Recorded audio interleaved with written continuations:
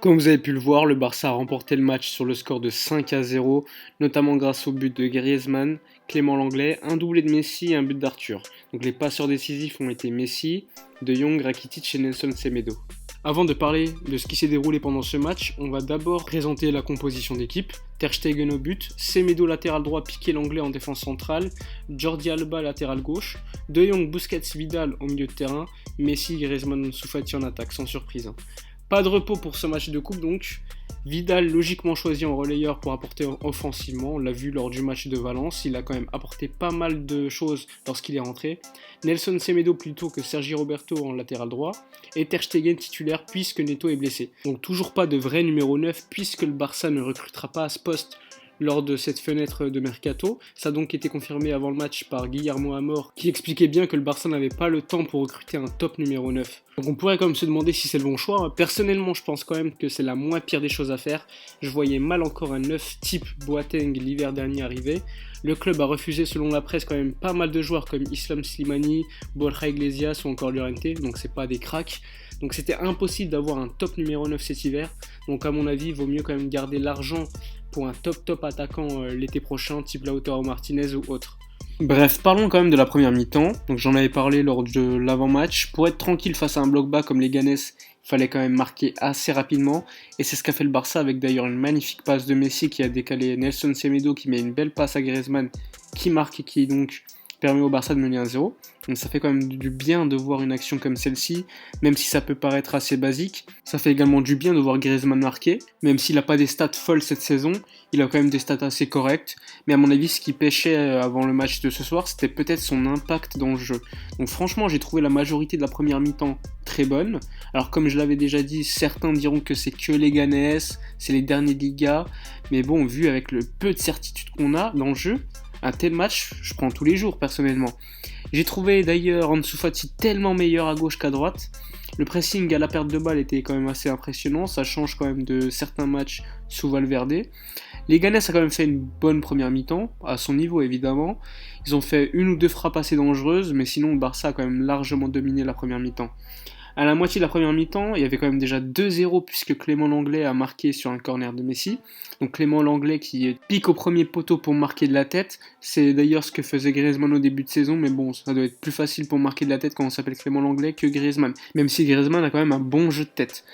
Durant cette première mi-temps, on a quand même vu clairement un Barça en 4-3-3, donc out le 3-5-2, le 3-4-3, appelez-le comme vous voulez. Alors certes, il y a peut-être un peu moins de possession de balles, et encore, ça reste quand même très élevé, mais sur cette première mi-temps, c'était quand même plus concret que d'habitude. Ce que j'ai également trouvé intéressant, c'est que Griezmann se plaçait en numéro 9 lors des phases offensives, et lors des phases défensives, il prenait la place de Messi sur le côté droit, et du coup, Messi allait plutôt dans l'axe en phase défensive.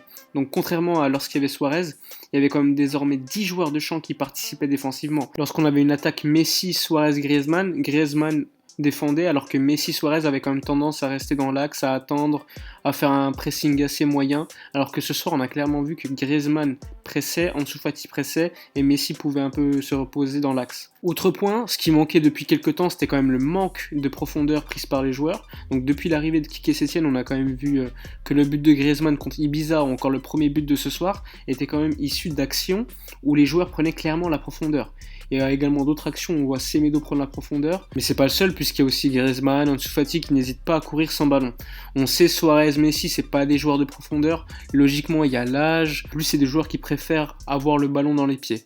Seul petit bémol sur cette première mi-temps, c'est quand même les joueurs à la fin de la première mi-temps, ils me paraissaient quand même déjà pas mal entamés physiquement. Mais après c'est dans la logique des choses, je l'ai déjà dit dans des vidéos, Quique Setién il fait travailler l'équipe physiquement, puisqu'on le voyait quand même ces dernières années, les joueurs étaient quand même limite devenus des feignants. Le temps que les joueurs reprennent donc le rythme, ça mettra quand même un certain temps quand même. Bon après j'espère qu'on va pas encore attendre 2 mois pour que les joueurs reprennent le rythme, mais c'est quand même important de leur laisser le temps d'encaisser tout ce qu'ils font avec Quique Setién. Concernant la seconde mi-temps, j'ai vu quand même un début de seconde mi-temps assez stérile malgré tout, jusqu'au but de Messi avec notamment une magnifique passe décisive de De Jong, et Messi qui 7 fois prend la profondeur et à la fin ça fait 3-0. Donc après ça a déroulé sans surprise, Rakitic a remplacé Arturo Vidal, Junior Firpo a remplacé Jordi Alba. En seconde mi-temps, donc les Ganes a quand même complètement été inoffensif. Côté Barça, on a vu quand même pas mal de combinaisons entre Griezmann et Messi. Finalement, à 20 minutes de la fin du match, c'est Arthur Melo qui a remplacé Griezmann. Important quand même de faire souffler Griezmann parce que on n'a pas de réel remplaçant en attaque et qu'il est le joueur qui a le plus joué cette saison au Barça. À partir de là, Messi est passé dans l'axe, logiquement. Arthur est bien rentré dans le match puisqu'il a marqué le quatrième but du Barça. Après ça, on s'est quand même contenté de faire tourner le ballon, de défendre avec le ballon comme on le dit assez souvent. Et ça a payé puisque ce soir, le Barça n'aura pas encaissé de but.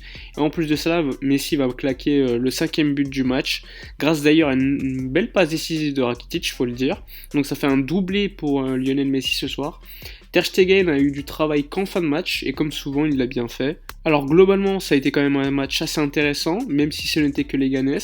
On a vu un Barça plus concret dans les occasions que d'habitude, puis ça fait quand même plaisir de voir que le Barça n'encaisse pas de but, et en marque quand même 5.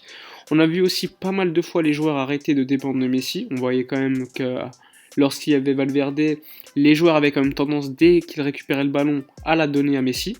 Seul petit bémol quand même sur ce match pour moi, ça serait quand même Ansu Fati, qui même s'il apporte pas mal par sa prise de profondeur, selon moi ce soir il n'a pas été bon devant le but, mais bon il a que 17 ans, il faudra pas être trop dur avec lui.